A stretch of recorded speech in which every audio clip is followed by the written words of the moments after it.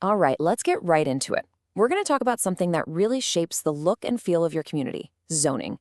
But here's the million-dollar question. Who's actually in charge of it? Your local town hall or the state capitol? So this is the fundamental conflict, right? Who gets the final say on what gets built, literally, in your backyard? This isn't just some abstract debate. It's a real power struggle with huge implications for every single town in Connecticut. There's this common assumption out there, and even a lot of lawyers think this way.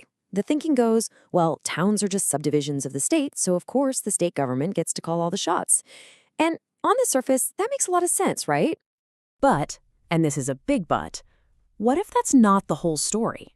The legal analysis we're digging into today argues that whole idea is kind of built on shaky ground. Turns out, the Connecticut Constitution itself seems to paint a very different picture. And it all hinges on this key idea called home rule. And listen, this isn't just some vague concept. It's right there, spelled out in Article 10th of the state's constitution. What it boils down to is this. Towns get to govern themselves on local stuff unless the state has very clearly said, nope, that power belongs to us. And it gets even clearer when you look at the actual laws. The state legislature could have kept that zoning power, but they didn't. Instead, they passed this law, Connecticut General Statutes Section 8-2, that explicitly gives that authority to the zoning commission of each town. The state itself literally handed over the power. Okay, so if the towns have the power, what's all the fuss about? Well, the real challenge is these new state mandates that are coming down the pike. We're talking about top-down rules about density or development that come from statewide concerns. And you can see why that feels like the state is stepping on the toes of local government, right? So that brings up a really important question.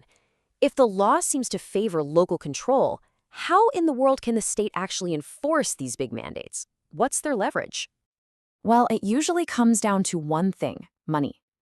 The state's biggest tool is financial pressure. The threat, spoken or unspoken, is that if you don't play ball with their new rules, maybe that funding for your schools or roads might not come through.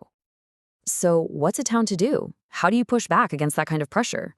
Well, the source material we're looking at provides what it calls a rebuttal arsenal, a whole set of legal responses to the usual arguments for state control. All right, first up is the argument you'll hear all the time. The whole idea that towns are just creatures of the state, meaning the state created them so the state can control them. And at first blush, that sounds pretty solid, doesn't it? But here's the counter-argument. Okay, fine, they're creatures of the state. But they're creatures with constitutional rights, thanks to home rule. And this is the key takeaway. The default setting, the legal presumption, is local control. That flips the whole thing on its head. It means the state has to prove its case, not the town. Okay, argument number 2. This one gets us right back to the money, the practical threat. Can the state just, use funding to strong-arm towns into doing what it wants? This is where it gets really fascinating. Turns out there's a lot of U.S. Supreme Court history on this. Basically, the court has said over and over again that you can offer incentives, like financial perks, but you can't cross the line into outright compulsion. You can't just commandeer a local government and make them your puppets to carry out your programs. And all of this leads to what the source calls the elegant summary rebuttal. I love that phrasing. It boils down to this. Home rule is actually incredibly strong in Connecticut, but only if towns use it. The starting point is always local control. The burden is always on the state to prove it has the right to step in. All right, so that's all the legal theory. But what can a town actually do about it? How do you take this from theory to action?